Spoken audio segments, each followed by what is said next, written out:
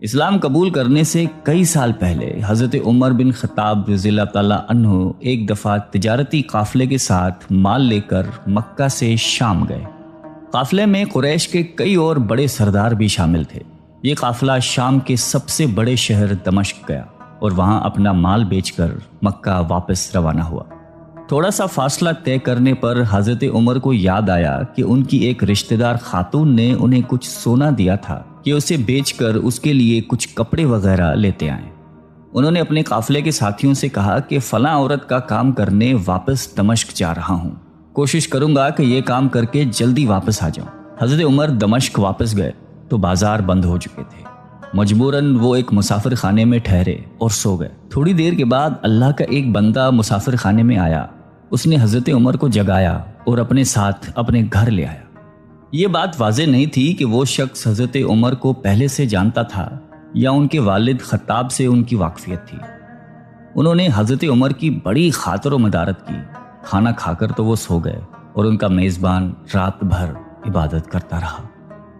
صبح کو حضرت عمر بیدار ہوئے تو ان کے میزبان نے کہا کہ اکیلے بازار مت جانا، بازار میں لٹیرے اکثر مسافروں کو لوٹتے رہتے ہیں، میرے ساتھ چلنا۔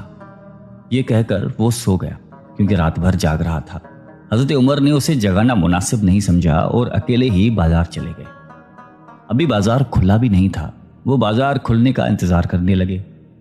کچھ دیر کے بعد ایک عیسائی پادری اپنے نوکروں کے ساتھ آیا اور حضرت عمر کی طرف اشارہ کر کے اپنے نوکروں کو حکم دیا کہ اس شخص کو پکڑ لو، یہ گرجے کا کام بہت اچھی طرح سے کر لے گا۔ اس زمانے میں حضرت عمر بڑے تنومند پہلوان تھے۔ پادری کے نوکروں نے اس کو پکڑ لیا اور ایک پرانے گرجے میں لے گئے۔ پادری نے اس کو ایک ہتھوڑا دیا اور اس کو گرجے کی ایک دیوار توڑنے پر لگا دیا۔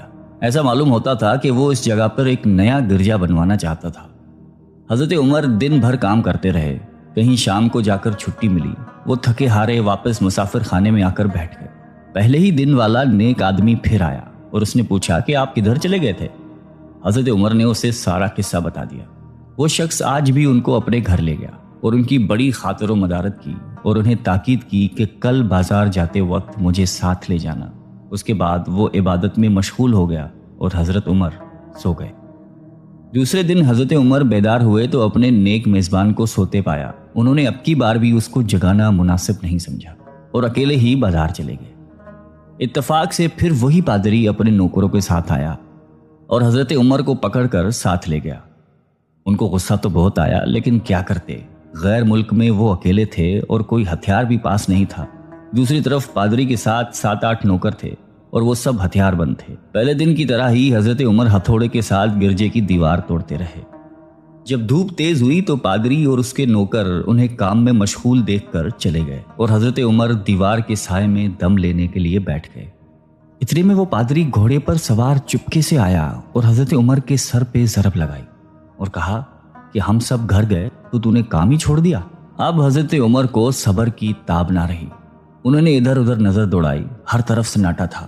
انہوں نے پادری کو گھوڑے سے کھینچ کر نیچے کر لیا اور اس کے سر پر ہتھوڑے مارنا شروع کر دیے۔ وہ بہت چیخا چلایا لیکن اس کی مدد کے لیے کوئی نہیں پہنچا۔ حضرت عمر نے ٹوٹی ہوئی دیوار کا ایک بھاری ٹکڑا اٹھا کر اس کے سر پہ دے مارا۔ وہ پہلے ہی زخمی تھا، اب اس نے دم دے دیا۔ اس کو مرتے دیکھ کر حضرت عمر تیزی سے بھاگ کھڑے ہوئے اور جس راستے سے دمشق آئے تھے وہ راستہ چھوڑ کر ایک دوسرے راستے پر چل پڑے۔ شہر سے کافی دور انہیں ایک خچر پر سوار رومی ملا جو روم سے تعلق رکھتا تھا۔ وہ ان کے ساتھ چلنے لگا۔ وہ کچھ باتیں کرنے لگا لیکن نہ حضرت عمر ان کی زبان سمجھتے تھے اور نہ وہ ان کی زبان سمجھتا تھا۔ اس نے یکایک اپنی تلوار پر ہاتھ ڈالا۔ حضرت عمر سمجھ گئے کہ وہ ان پر وار کرنا چاہتا ہے۔ انہوں نے فوراً ہی خچر سے اسے کھینچ لیا اور اس سے تلوار چھین کر ایک ہی وار میں اس کا کام تمام کر دیا۔ پھر آپ خچر پہ سوار ہو کر آگے چلے۔ اس کے بعد کیا ہوا اس کا حال خود حضرت عمر نے اس طرح بیان کیا ہے کہ اس جگہ سے روانہ ہو کر میں ایک گرجے پہنچا۔ یہاں عیسائیوں کی ایک جماعت رہتی تھی۔ میں گرجے کے اندر داخل ہوا تو گرجے میں رہنے والے سب لوگ میرے ارد گرد جمع ہو گئے اور مجھ سے میرے حالات کے بارے میں پوچھنے لگے۔ پھر وہ اپنے پادری کے پاس مجھے لے گئے۔ پادری مجھے نہایت غور سے دیکھنے لگا اور اس کے بعد کہنے لگا کہ ایسا معلوم ہوتا ہے کہ تمہیں کسی چیز کا خوف ہے۔ میں نے کہا کہ تم نے کیسے اندازہ لگا لیا کہ مجھے کسی چیز کا خوف ہے؟ اس نے میرے سوال کو ٹال دیا اور کہا کہ آپ جب تک چاہیں یہاں ٹھہریں، آپ کو یہاں کسی قسم کا کوئی خطرہ نہیں، آپ ہماری حفاظت میں ہیں۔ پھر اس پادری نے مجھے اپنے گھر میں مہمان کی طرح رکھا اور میری نہایتی خاطر و مدارت کی، اور پھر پوچھا کہ آپ کون ہیں؟ میں نے اسے بتایا کہ میں مکے کا رہنے والا ہوں اور قبیلہ قریش سے تعلق رکھتا ہوں۔ تجارتی قافلے کے ساتھ شام آیا تھا۔ تجارت کا مال بیچنے کے بعد ایک ضروری کام کے لیے مجھے اپنے قافلے سے جدا ہو کر واپس دمشق جانا پڑا۔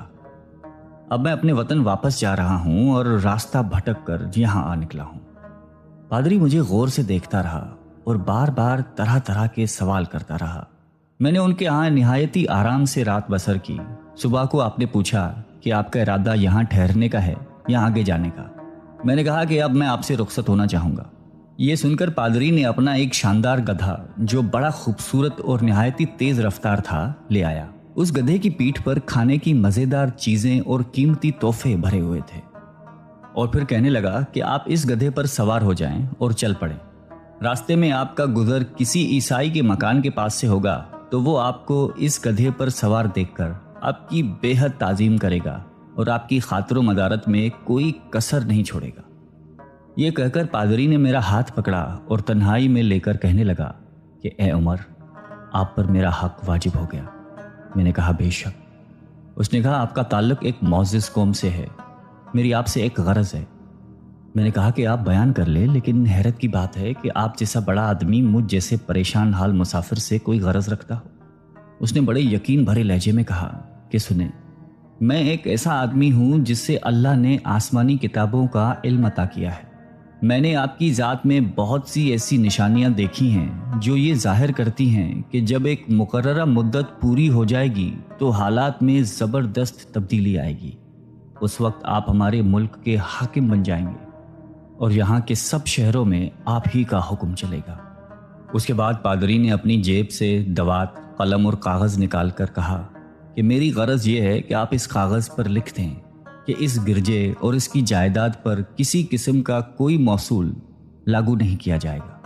میں نے حیران ہو کر پادری سے کہا کہ آپ مجھ سے مذاق تو نہیں کر رہے؟ اس نے کہا کہ قسم ہے اس ذات کی جس نے عیسیٰ علیہ السلام پر انجیل نازل فرمائی، میں جو کچھ کہہ رہا ہوں وہ بالکل سچ ہے۔ آپ مہربانی کریں اور میری درخواست قبول فرمائیں۔ میں نے پادری کی باتوں کو اس کا وہم سمجھا اور جیسے اس نے کہا میں نے اسی طرح کاغذ پہ اسے لکھ کر دے دیا۔ اس کے بعد گدھے پر سوار ہو کر چل پڑا۔ راستے میں مجھے کئی جگہ پر عیسائیوں کی جماعتیں ملی۔ انہوں نے مجھے ایک پادری کے گدھے پر سوار دیکھ کر میری بڑی خاطر و مدارت کی۔ میں اس طرح جگہ جگہ عیسائیوں کا مہمان بنتا تبوک تک پہنچ گیا۔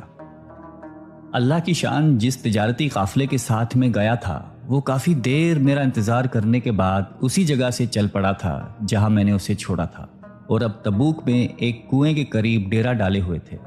قافلے والے میرے ساتھی مجھے دیکھ کر میری طرف دوڑ پڑے اور مجھ سے مل کر بہت خوش ہوئے اور کہنے لگے کہ ابن خطاب، ہم لوگ تمہارا انتظار کرتے کرتے بالکل مایوس ہو گئے تو ہم نے اس مقام کو کوچ کر دیا جہاں سے تم واپس دمشق گئے تھے، مگر تمہارے بارے میں ہم سخت پریشان تھے۔ یہ تو بتاؤ کہ اتنے دن تم کہاں رہے؟ میں نے وہ تمام حالات بیان کیے جو مجھے پیش آئے، لیکن پادری سے جو میری گفتگو تنہائی میں ہوئی وہ بالکل ظاہر نہیں کی، کیونکہ میں پادری کی اس باتوں کو اس کا وہم سمجھتا تھا اور اس کے عقیدے کی کمزوری سمجھتا تھا۔ قریش کے ایک سردار ابو سفیان بھی اس قافلے میں شامل تھے۔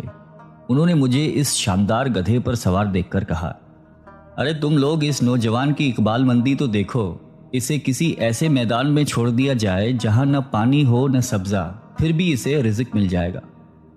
پادری نے رخصت کرتے وقت مجھ سے کہا تھا کہ جب میں اپنے ساتھیوں کے پاس پہنچ جاؤں اور گدھے کی ضرورت نہ رہے تو اس کی رسی کو مضبوطی سے باندھ کر گدھے کو اسی جگہ پر چھوڑ دو، لہٰذا میں نے ایسا ہی کیا۔ یہ دیکھ کر ابو سفیان نے کہا کہ ارے تم نے کیا کر دیا؟ گدھے کو ایسی جگہ پہ چھوڑ دیا جہاں پہ چور اچکے اور درندے اکثر گزرتے رہتے ہیں۔ میں نے کہا اس کے مالک نے مجھے ایسا ہی کرنے کی ہدایت کی تھی، وہ اس کی عادتوں سے زیادہ واقف ہے۔